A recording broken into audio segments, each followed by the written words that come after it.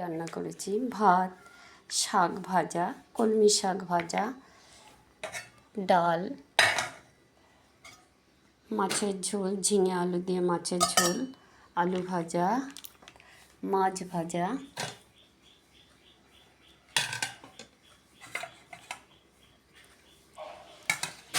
আর টিফিনে করেছি চাউমিন। আজকে এই অবধি মেনু, আর কোনো কিছু রান্না করিনি। যা গরম পড়েছে, প্রচণ্ড গরম পড়েছে, এখন সব হালকা হালকা খাবার এই সবার প্রয়োজন।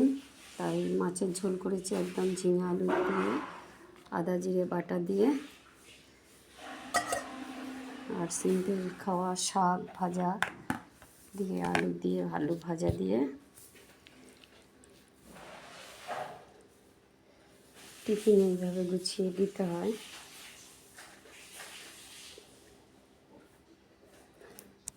আজকে এখানেই রাখছি, আবার কালকে অন্য রান্না নিয়ে তোমাদের সামনে আসবো। তো তোমাদের কেমন লাগলো তোমরা আমার চ্যানেলটাকে সাবস্ক্রাইব করো, লাইক করো, আমাকে কমেন্টে জানিও। আজকে এখানেই রাখছি।